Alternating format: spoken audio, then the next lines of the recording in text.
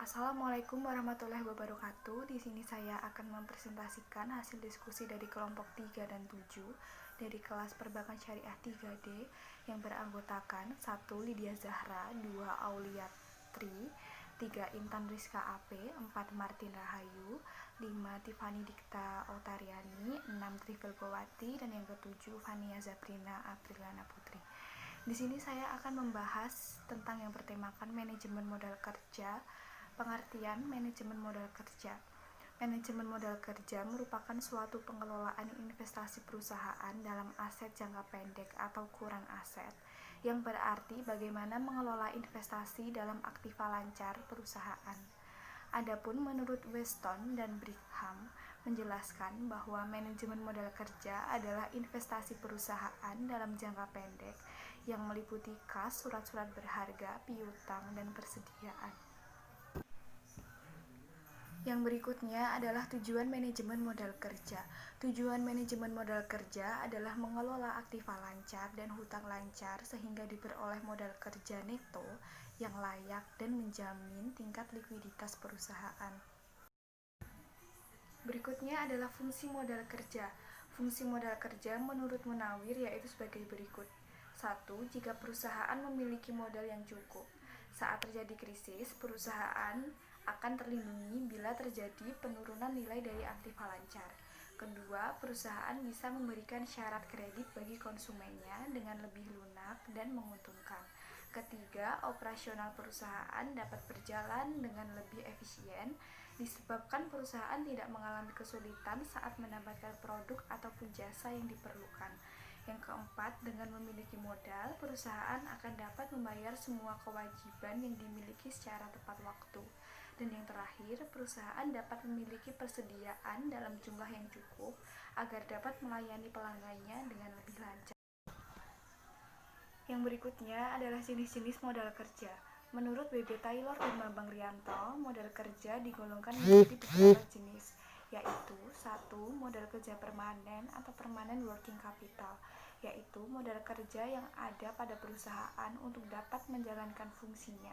Modal kerja ini terdiri dari A. Modal kerja primer atau primary working capital, dan B. Modal kerja normal.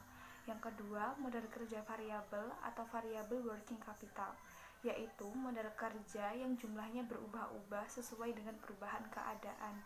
Modal kerja variabel terdiri dari A. Modal kerja musiman atau season working capital, B. Modal kerja siklis atau cyclical working capital, dan C. Modal kerja darurat atau emergency working capital.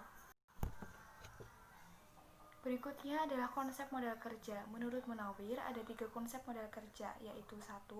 Konsep kuantitas. Konsep ini menitikberatkan kepada kuantum yang diperlukan untuk mencukupi kebutuhan perusahaan dalam membiayai operasinya yang bersifat rutin atau menunjukkan jumlah dana yang tersedia untuk tujuan operasi jangka pendek.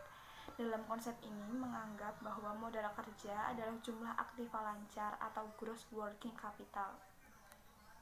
Dan yang kedua adalah konsep kualitatif. Konsep ini menitikberatkan pada kualitas modal kerja.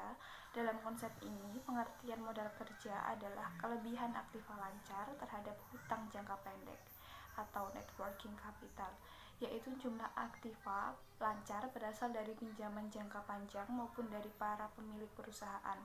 Dan yang ketiga adalah konsep fungsional. Konsep ini menitikberatkan fungsi dari dana yang dimiliki dalam rangka menghasilkan pendapatan atau laba dari usaha pokok perusahaan.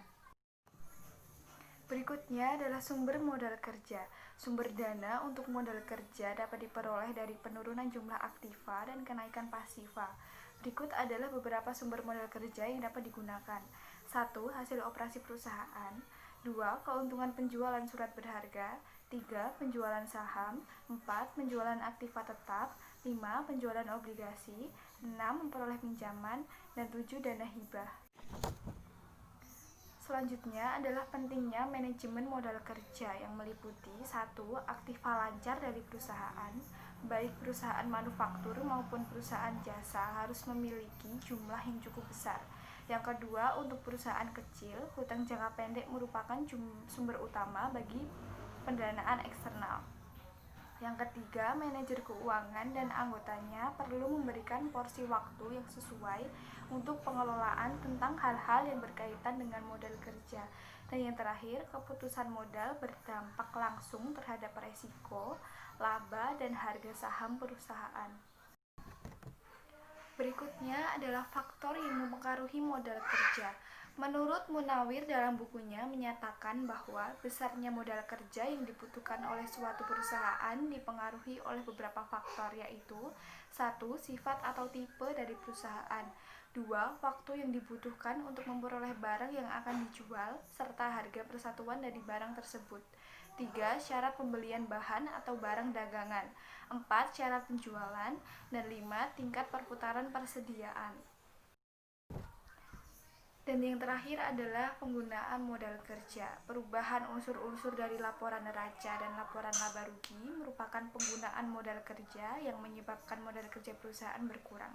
Unsur-unsur tersebut meliputi 1. Bertambahnya aktiva tetap, 2. Berkurangnya hutang jangka panjang, 3. Berkurangnya modal sendiri, 4. Adanya pembayaran dividen kas, dan 5. Adanya kerugian. Sekian presentasi dari kelompok 3 dan 7. Apabila kami ada kesalahan kata, kami mohon maaf. Wassalamualaikum warahmatullahi wabarakatuh.